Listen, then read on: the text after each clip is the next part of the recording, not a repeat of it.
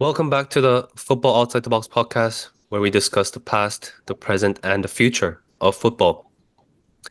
Today, pretty much only one thing on the agenda, and that is the snooze fest that was between the title contenders, Arsenal and Man City.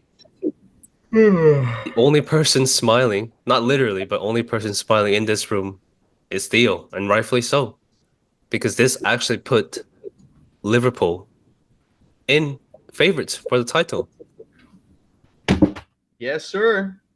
Yes, sir. You were right. I am more than happy, my friend. In contrast, we have Noah over here who's not happy at all. I guess to see such a disappointing performance from his side, who they weren't trying to score, in my view, even though they had a few chances, in the likes of Gabriel Jesus and Trossard at the end of the match. Didn't feel like Arsenal was putting in the work or the pressure or trying to actually come out with a win.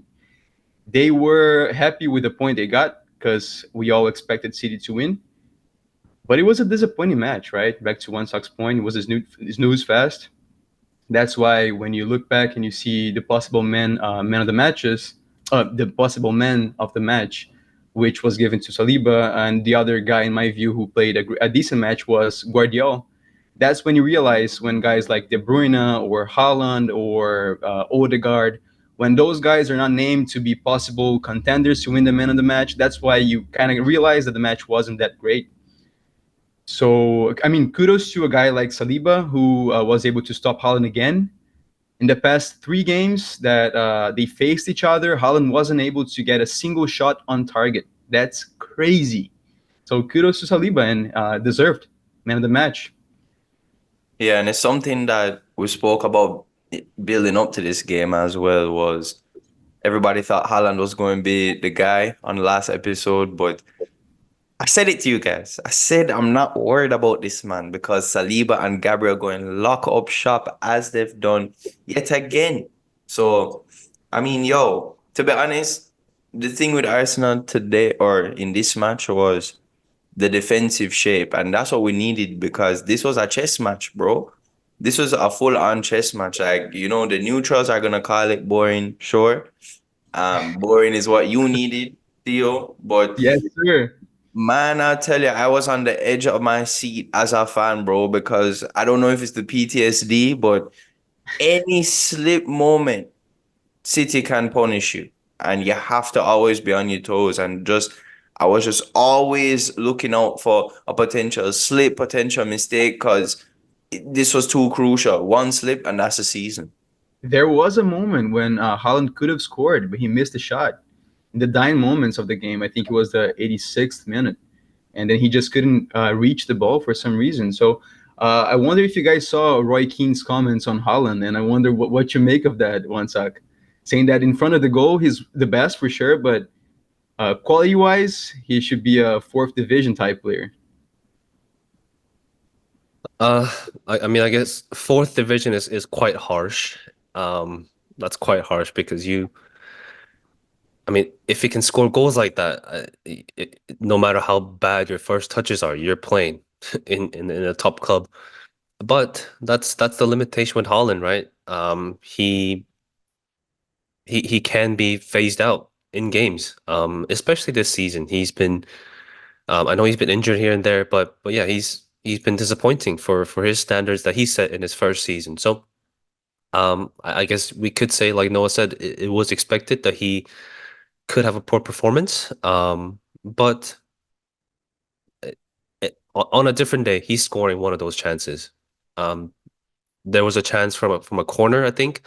It was Diaz who headed it, who flicked it on, and Holland just straight up missed, right? On that was partly due to the oncoming Raya making himself bigger.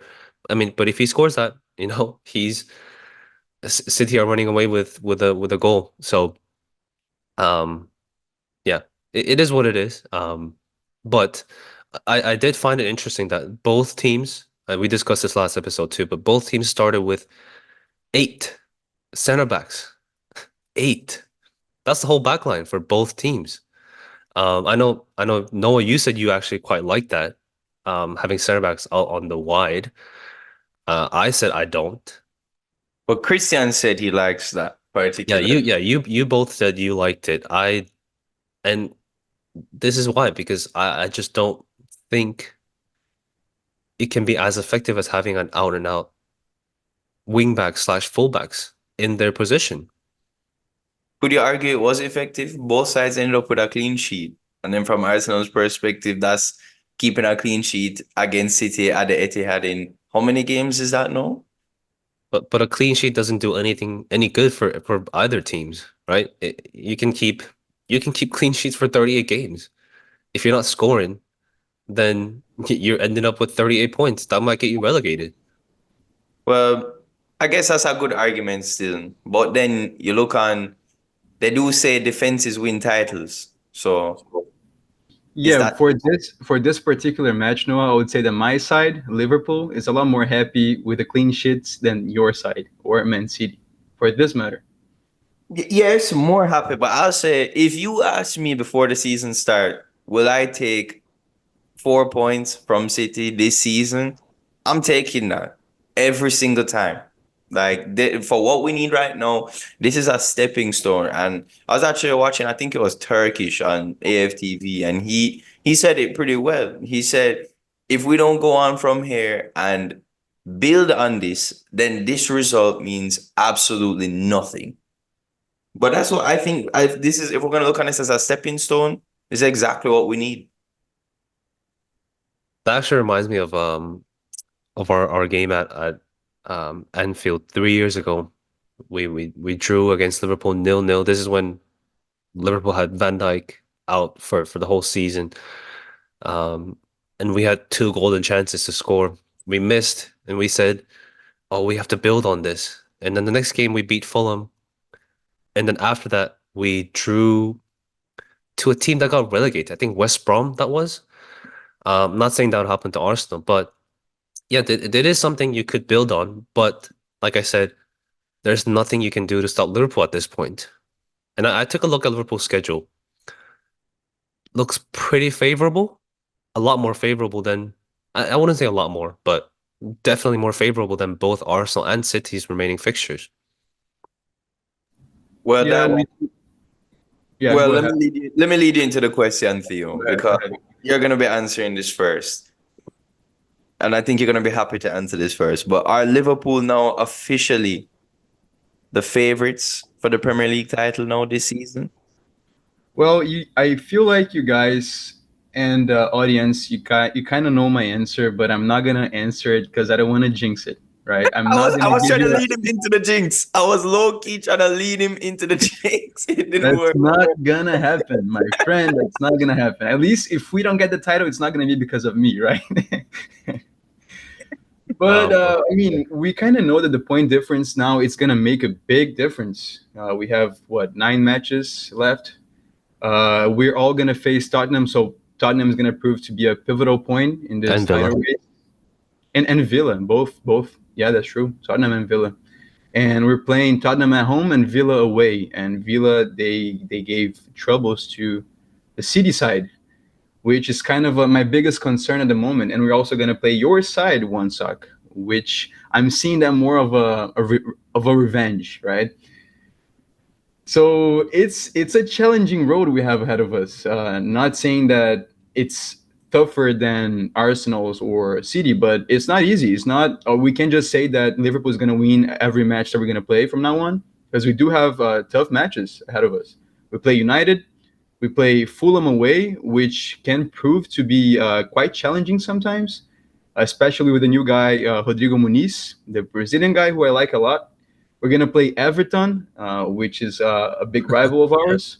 West Ham away, always also a dangerous side. So things are not looking that easy for Liverpool. So anyone can slip up at any time right now. So I don't want to give you an answer, Noah, but I'm hopeful. I think you're trying your best not to jinx anything because none of the games you mentioned are intimidating to Come Liverpool. on, man. What do you Because mean? So you're saying your side is not intimidating? no, I mean Which you could be it's right. not. Yeah, it's not. It's just and I see Liverpool playing and they just win. They win and win and win. So I mean, on Sunday too. I saw Danny Welbeck had scored what 2 minutes in. I knew Liverpool were gonna come back. I didn't even bother checking the score. I didn't even bother watching that game because I was gonna be pissed watching it. And like it's the false hope you get, right? Where you watch someone else and you hope they drop points and oh my God, they're a goal behind. But then in the end they end up winning it. So at this rate, I mean they've got Atalanta in the Europa League too. Liverpool are what, 2 levels above Atalanta at this stage. Um, and Liverpool have done this before, what, 4 or 5 years ago, they won the what 10 games on the bounce. Um, I just now I'm changing my mind. Like Liverpool look like the favorites. I hope they don't, but I Oh just don't boy, see where they drop points. that scares me when you say that. I mean, the only thing that worries me right now is the amount of chances that we create, but we can't convert them into goals. Liverpool put so much pressure on Brighton this weekend, and the amount of goals that especially Salah missed, it just worries me to a point where if we face a tough opponent like West Ham, for example, away where Arsenal lost this season, if we're tying, we need to score a goal. We keep on losing those crucial chances. I feel like that could prove to be a crucial moment in the run up to the title. So I'm not seeing this as a no contest zone in which Liverpool are the favorites by far, because the amount of chances we do create, that gives me hope and keeps me excited as a fan. But the amount of chances that we miss, those opportunities that we don't score on, they could prove to be costly in the future. And a guy like Mohamed Salah, who's far from his prime when we used to see him in 19, 20, 21. Now he's not even close to his prime. The amount of chances that he gets per match, you just kind of like question his decision making at times.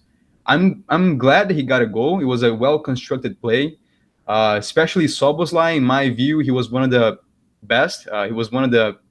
I'll give him the man of the match contest for this because he was actually great in my view, especially coming off from a few bad matches. But a guy like Mohamed Salah, who was awarded the Man of the Match award and actually lost a lot of chances that he could have conceded, that he could have scored. Sorry, it just kind of gives me the chills. Keeps me worried. So I'm not that confident, I would say, but I'm hopeful. I'm hopeful. But I've Yeah. always seen Salah like that, to be fair. Like, maybe I'm being harsh where that's concerned. I've always found him very prolific, but he misses a lot of chances as well. But it just comes down to numbers. He's getting himself in those good areas consistently. So But that's before where he used to score more goals. That's no doubt. That's a no brainer. I'm He not used to saying get. he didn't score more. I'm just saying like I felt like that's always been he's always been a player that gets a lot of chances but doesn't score all of his chances, you know? I agree. I do agree with you. That was my biggest issue with the Salah the whole time he's been at Liverpool. That he gets a lot of chances. He creates chances for himself in most scenarios too, That too. but he doesn't score as much as I would like him to. Right? He's not as And clinical as you'd like not him. exactly. He's Not like you. prolific. Not like you. Not like you know playing pro clubs, right? That's right. That's right. This is a bit of a bidded moment right here. Um, I guess I guess continuing on the theme of missed or not being prolific, kind of switching back to the City Arsenal match. The front three for Arsenal were very much poor. Somebody online wrote about Jesus. I mean, it could have been his day, right? On Easter Sunday. Yes. Somebody wrote that he had a performance that looked like he had just risen, pretty much, from the dead. I mean, if I look back at the game, I think Arsenal had the better chances of the limited chances that there were in the game, right? So this is again going back to, I mean, I think Noah, you're taking Salah on your team 10 times out of 10 times. Any day of the week you're taking Salah. Maybe not. I mean, it's difficult because Saka plays there, but Salah in that striker position or anything, even though you think he's not prolific, No, I think he's not clinical, but he's clinical, prolific. yes, clinical, yes. I messed up the words, but Havertz looked like a bit lost there. That got me also thinking, what if Haaland was on that team? You know, Odegaard's passes were a bit off in the final third too. So, I mean, what can Arsenal do to get over that hump? Because the front three didn't perform. Odegaard didn't even perform that well. Usually he does. I don't remember having seen him have such an off game. I wouldn't say bad. The subs, Martinelli and Trossard, I mean, Martinelli was injured, he's probably not fully fit, but there's a chance at the end of the game where Trossard is through. And I think if Martinelli is fully fit, then Arsenal go on to score there and win the game. Well, Let yeah. me tease you, Noah. Let me just tease you. What if Ivan Tony was there for you? Huh? Well, I mean, I said it last time again. I said this is why Jesus is not gonna be the guy, bro. Like, it's not even like I'm trying to diss Jesus or not like that. He's an excellent player, but our game plan was to come in here and do exactly like what you said, get probably less of the chances and soak up the pressure and hit them with the one chance. Hit snatch and grab or smash and grab. But we don't have with Jesus stretching for that ball. Like we have a target man in, like you said, Tony, for example. He's sniffing that chance and he's there, you know, and it's just moments like that where you look back and think, yo, that could have been the 1-0 right there. But it's all hindsight at the end of the day. That Trossard chance was, I mean, I thought I was gonna be in, especially after I saw him against Porto, and I thought, yo, maybe we can see that nice, coolly tucked in finish again or square cross. But man, yeah, it's like you said, it was for us. It wasn't a chance creating type of game. But let's give credit to the opposition.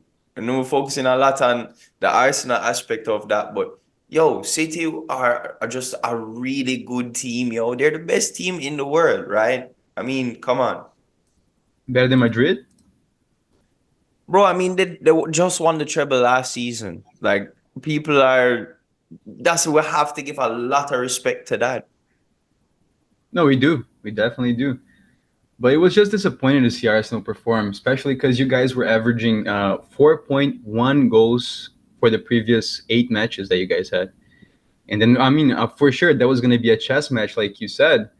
But Arsenal did have chances, and that's what strikes me because guys like Gabriel Jesus and Trossard, they just couldn't score those chances they had. Of course, they weren't like clear cut chances, aside from the Trossard one, which was a very, I would say, that was the one that he should have scored for sure. But it was just disappointing from not even from a Liverpool fan perspective, but from a guy who loves to see great matches, right? I just was expecting more from an Arsenal side who was putting 6, 5, 7 goals past other teams in the past few weeks.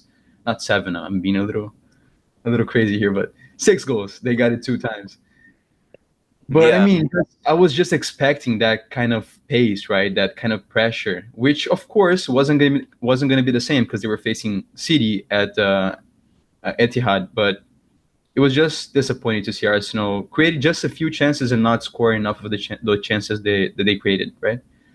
So I don't know. I don't know what you feel, Noah, going forward, facing tough opponents. You're gonna face Tottenham, which is your biggest rival, I would say, if not the biggest one of them for sure. I wanna know what you think. Like moving forward, do you expect Liverpool to drop points? Do you expect Arsenal to pick back up on the title race? What do you feel it's gonna happen? I feel everyone's in danger of dropping points.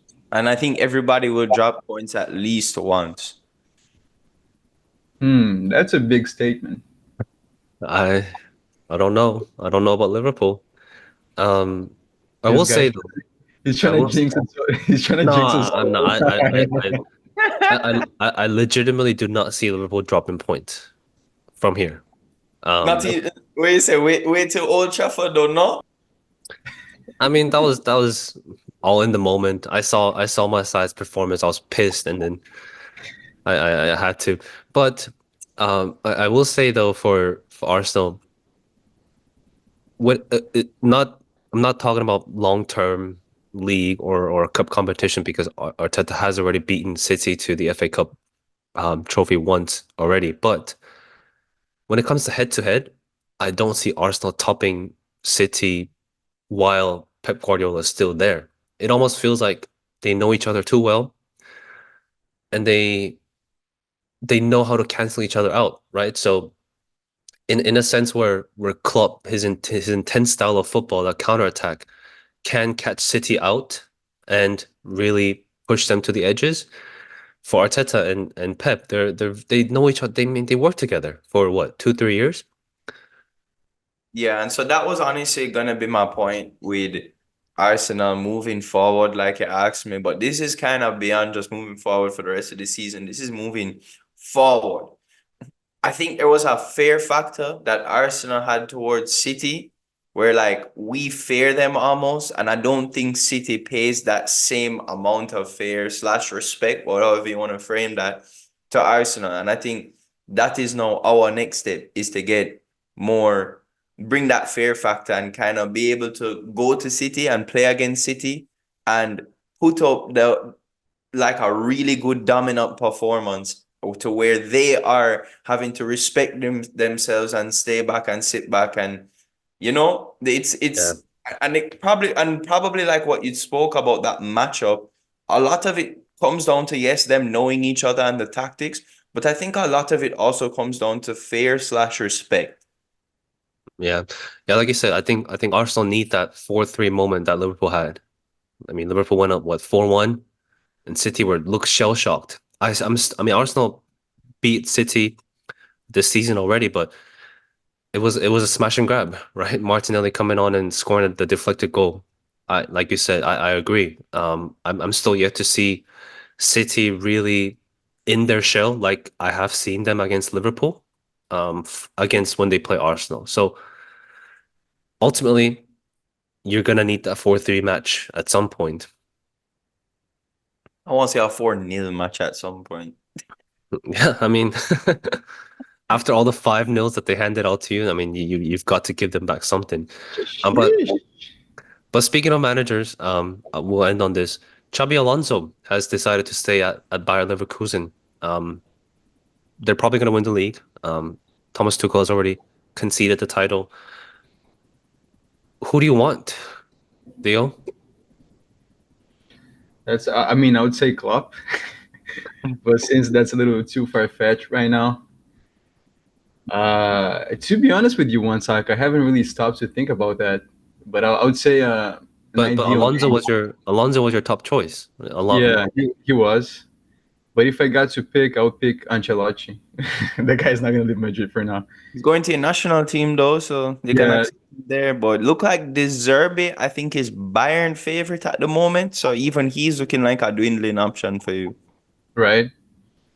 Which would be a good option, I would say. The work that he's been doing at Brighton is exciting, and I feel like he could prove to be very useful at Liverpool too. But seems like the future for the next Liverpool manager is a little shaky right now. It's not too certain, and I don't want to focus on that right now because we do still have Klopp, and we do still have a title race ahead of us, which I want to focus on right now.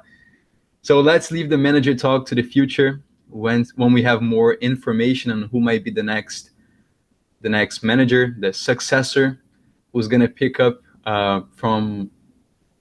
No, I don't want to say pick us up from the ashes, right? But who's gonna pick us up from the top, right? And who's gonna keep us at the top? I do believe that both Xabi Alonso and De Zerbi would be great options for sure, but seems like those are not certainties anymore for us.